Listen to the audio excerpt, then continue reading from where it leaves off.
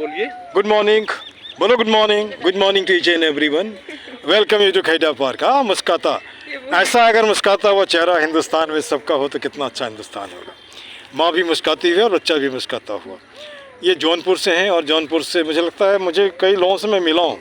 अरुणाचल प्रदेश में हमारे साथ टीचर्स थे, जौनपुर, गोरखपुर, देवरिया, लाइक दैट। तो कहीं भोजपुरी, तो भोजपुरी का ट्रेनिंग बदल गया, ठीक ना।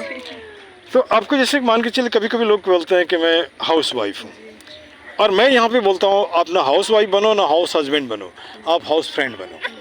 हाउस फ्रेंड तब बनेंगे जब आपका थोड़ा काम आपने कर लिया, थोड़ा पति ने कर लिया, तो कोई तरह तरी नहीं होगा। एक दिन भर काम करता है, उसके बाद जैसे मान ली दोनों जने जब काम करते हैं तो दोनों ही हाउस हस्बैंड हैं, दोनों ही हाउस वाइफ है ना। पंडित अगर हो गया छोड़ दीजिए, थैंक यू इसके लिए, है ना। नहीं, रख दीजिए, में डाल देते हैं ना उसको। डाल सकते हैं, डाल दीजिए। अच्छा, उसके बाद फिर क्या होता है सुन लीजिए थोड़ी सी बात। आपका शुभ नाम? आंचल। हाँ, आंचल। आंचल आंचल नाम है, और आंचल प्रतीक होता है ममता का, है ना। आंचल नहीं हो तो बच्चे को थोड़ा सा मतलब थोड़ा सा लगता है कि माँ इसमें है। अब जैसे कि मान के बहुत लोगों को लगता है कि अगर मैं हाउस वाइफ हूँ तो मैं भी कुछ करती तो हमारा, जैसे एक फाइनेंशियल फ्रीडम की बात होती है, मैंने हमारे हाथ में पैसा होता तो अपनी मर्जी से हम खर्चा करते हैं। तो कभी कभी ऐसा महसूस होता है क्या? महसूस होता है, ठीक है।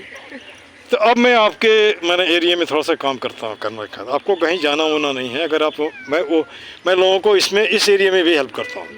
जैसे हाल में हमने मोदी केयर ज्वाइन किया है, तो मोदी केयर का क्या हिसाब है कि वो फाइनेंशियल फ्रीडम देता है किसी को भी। वो 18 साल से लेकर के 60 मैंने जब तक है उम्र, उसमें ज्वाइन कर सकते हैं। थोड़ी थोड़ी बात बता दे रहा हूँ। उसमें करना कुछ नहीं है, बल्कि उसका प्रोडक्ट लेना है। मान लीजिए 85 रुपये का जो 70 में मिलेगा, 15 रुपये तो फ़ायदा हुआ।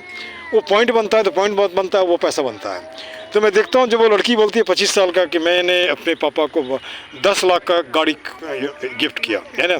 और एक बोलती है कि हमने क्या नाम है कि मैं 22 लाख कमाती हूँ। तो मुझे लगता है कि वो तो कोई भी कर सकता है, क्योंकि उस तरह का प्लेटफॉर्म नहीं मिला, इसलिए नहीं हो सकता, है ना। तो अगर आपको इंटरेस्ट होगा पहले पति से पूछ लीजिएगा, और भी यहाँ भी लोग हैं। तो उसमें आप कभी कभी या तो ऑनलाइन कहीं जाने की जरूरत, ऑनलाइन ही उसमें जूम में ज्वाइन करिए, और कुछ खरीदना है तो खरीदिए। उसका आपका नंबर बनेगा, नंबर बनने के बाद तो पैसा ही होगा।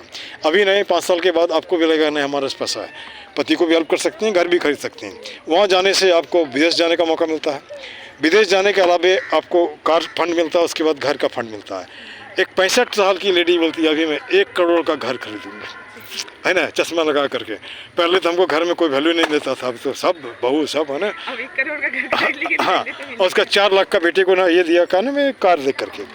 तो मान के चलिए मैं आपके सपने को पंख दे रहा हूँ। आप बोलते हैं हाउस वाइफ ना, हमारे घर में भी जैसे हमारे मिसेज AA में है, अगर वो टीचर होती तो बोलती हम तो आपके साथ प्रिंसिपल होता।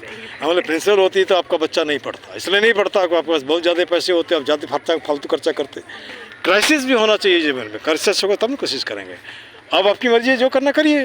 प्राइवेट स्कूल में थी ना भाई, तो अभी जैसे मान लीजिए आपका पेट बढ़ जा रहा है, सब कुछ हो जा रहा है, तो क्या ज़रूरत है झूठ मूठ का। लेकिन फिर भी कहते हैं कि आप बैठ के नहीं रहो, कुछ करो, अगर मन है तो, ज़बरदस्ती नहीं। तो ये तो मैं आपकी बात कर दिया, लेकिन आप चाहें तो हमसे इस विषय में एक बात कर सकती हैं कभी भी। चाहे तो पति के साथ बता लीजिए, क्योंकि पत्नी के साथ दिक्कत होता है कि बिना पति के कंसर्न से कोई काम नहीं करनी चाहिए। नहीं, आप पहले पूछ लीजिए। और भी लेडी हैं, आपको रीता मिश्रा हैं, यहीं पे आपके उत्तर प्रदेश की हैं, तो वो भी हमारे, और भी कुछ कई लोग हैं। तो अभी भी मुझे बहुत लोगों को लोग मुझे जानते हैं, लेकिन मैं जानता हूँ, ठीक है। अब यहाँ पे एक सवाल उठता है, चाहे हमारी बेटी हो, बहन हो, सबका एक सपना होता है, अच्छा घर हो, अच्छा पति हो, बच्चे अच्छे हों, पढ़ लिख करके वो बने जो हम लोग नहीं कर सके। क्या आपको भी ऐसा लगता है? अभी इन भाई साहब से हमने पूछा था कि देखिए मैंने बेटी को पढ़ाया, MBA करवाया, नौकरी में, और जहाँ कहीं शादी में जाता हूँ तो 20 लाख, उसके बाद 4 पहिया गाड़ी चाहिए दहेज में। तो अब जो 30 लाख जो हमने खर्चा किया, वो तो दे सकते थे आपको। वो जो हर महीने कमा के लाती है लाख रुपया, वो भी तो दहेज हुआ ना, वो तो हमको नहीं देगी ना, नहीं देगी। लेकिन वो कोई मानी नहीं रखता। तब हमको मालूम हुआ, जब ये एक मिनट, वो सब बताया हमने, फिर भी दहेज चाहिए उसको। उसके बाद जानते हैं क्या हुआ? तो फिर हमने एक लड़के से कहा कि एक बात बताओ gentleman, can you tell me one thing? My daughter is well qualified, she is independent, she doesn't require even a single farthing from you. कहने का मतलब है कि हमारी बेटी तो आपसे एक पैसा भी नहीं चाहिए, केवल में साथ में रहने का टैक्स है क्या, 25 लाख रुपया, 4 पहिया गाड़ी। अरे जब तुम भी कमाते हो खरीदो, है ना। नहीं, हाँ, अपना। तो नहीं हुआ। तो नहीं होने के बाद फिर इन्होंने अपने हिसाब से शादी कर दी, अपने परिवार में खुश है। इतने इससे 1.5 साल 1.25 साल कमरा नाती है। बेटे की भी शादी कर दी, बेटी की शादी में भी हमको तकरीबन 20 खर्चा हुआ होगा। बेटे में भी 1 पैसा नहीं लिया वो दहेज, है ना। 1 पैसा दहेज में हमारा 15-20 खर्चा वहाँ भी हुआ, क्योंकि बिना पैसे का तो खर्चा होगा नहीं। तो खैर ये हमारा व्यक्तिगत सोच है, लेकिन सबके ऊपर हम नहीं थोपना चाहते हैं। हाँ, तब मुझे समझ में आया कि आखिर लड़कियों को लोग क्यों नहीं पढ़ाते हैं। पढ़ाते भी है तो जनता ने BA करा दिया, उसके बाद मास्टर नहीं बना दिया, क्योंकि वहाँ कम दहेज लगेगा। जिस लड़की MBA है तो कम से कम MBA लड़का खोजेंगे आप, है ना। हाँ हाँ, तो जितना खोजे उतना भागेगा पैसा, वहाँ नहीं सोच रहा है। अब लेकिन मुझे मज़ा आ रहा है कि इसलिए कि लड़कियाँ कम होने लगी है, लड़के को लड़की नहीं मिलती है ढंग की, तो वहाँ पे बेचारा कंप्रोमाइज़ कर लेते हैं। नहीं कुछ होता यहाँ लिखते हैं, यहाँ तक कोई भी जाति चलेगा, है ना, लड़की कमाओ होनी चाहिए। खैर, अब यहाँ पे सवाल उठता है कि 4 दीवारी, माने पहले जो लाइफ थी औरतों की 4 दीवारी से खूंटे में बांध दिया, उससे थोड़ा तो आज़ाद हुए हैं। जैसे पार्क में आना, बात करना, कम से कम ये जो घुटन है वो तो ख़त्म हो रहा है ना। और ये बचिया है, और मुझे लगता है अभी से प्लानिंग करनी पड़ेगी आगे क्या करना है, नहीं तो फिर दिक्कत होगी। जैसे हम लोग तो प्लानिंग नहीं किए थे, तो जो हमने नहीं किया वो दूसरा क्यों नहीं करे। अच्छा, एक बात और है, जैसे कोई किसी से मिलिए आप, सबको टेंशन है, कुछ न कुछ है। उस टेंशन रिलीज़ करने का एक ही उपाय है, बात करिए आप। जब इनको भी बताया, इनको भी बताया, हमने एक टैग लाइन बनाया है, रईमन निज मन की व्यथा बता दियो सबको, मस्तिष्क दबाव ना रहे, हार्ट फेल ना हो। हम बात नहीं करते हैं, घुटते रहते हैं, फिर कभी कभी लटक जाते हैं, है ना। तो उससे बढ़िया है कि पार्क में आप बात करिए, महिला से ही बात करिए, पेट से बात करिए, कभी कभी बेंच में बैठे हैं अपने से बात करिए। हो सकता है आने जाने वाले पागल रहते हैं, कम से कम तो रिलीज तो हो गए, है ना। ये तो एक टैग लाइन है। और हमारा एक सपना है, हर हाथ को काम हो, चेहरे पे मुस्कान हो, पॉकेट में दाम हो, खरीद कर खाने का स्वाभिमान हो, संविधान का ज्ञान हो, हंसता खेलता मुस्काता फलता फूलता हिंदुस्तान हो। गलत तो नहीं है।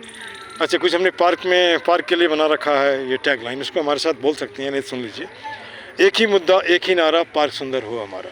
गलत तो नहीं है, हम तो नहीं बोल रहे, मेरा तो नहीं बोल रहा हूँ। हाँ, हाथ जोड़ करता प्रणाम, मत बनाओ पार्क को कूड़ादान, ये भी गलत नहीं है। ये जो कूड़ा वूड़ा रोज जगह फेंकते हैं, हमको अगर हम ये नहीं साफ करें दूसरा काम करें, वो फिर भी आदत है, यहीं फेंकें, यहीं करना चाहिए। इसके बाद हमने बनाया कुछ मिनटों का श्रमदान ला सकता है पार्क में मुस्कान। जैसे इस भाई को हमने बनाया ना, इसमें ये तो कोई भी कर सकता है ना। 2 मिनट पार्क ठीक हो जाएगा। फिर सब व्यसनों का एक ही जड़, खुद को रखना जाहिल अनपढ़। आप पढ़े लिखे हो, कुत्ता लेकर घुमाते हो, जहाँ तहाँ गंदा करते हो, आप जाहिल अनपढ़ हो। मैं पेशे से मास्टर हूँ, अगर मैं गलत हूँ तो मैं भी जाहिल अनपढ़ हूँ, है ना। फिर बोलते हैं कर जोड़ करता नमस्कार, मत लाओ पार्क में अंधकार। अंधकार का मतलब जाति पाति मत करो, पार्टी पॉलिटिक्स मत करो, पूजा का सामान ला के यहाँ गंदा मत करो, या कुत्ते ला के गंदा मत करो, या अभी तो हाथ में जाम है तो वाह कितना काम है, दारू फारू नहीं कुछ, मतलब नेगेटिव ख़त्म। इसके बाद ये भी बोलते हैं सब देशों से न्यारा है भारत देश हमारा है। लेकिन सही में है क्या, है ना। अगर ये नहीं, अगर सही होता तो कलकत्ते वाली घटना नहीं घटती, या देहरादून में जो जहाँ घट रहा है नहीं होता। तो वहाँ पे क्या होता है कि यहाँ तो हम बोल देते हैं जय हिंद जय भारत पार्क जिंदाबाद, लेकिन उसको भी मैं नहीं छोड़ता हूँ, इनको गुस्सा हो जाएगा। आप जिन लोगों से मिलिए, तो मुझे तो लगता है कि बेईमानी तो नफ्स में घुस गया है ना।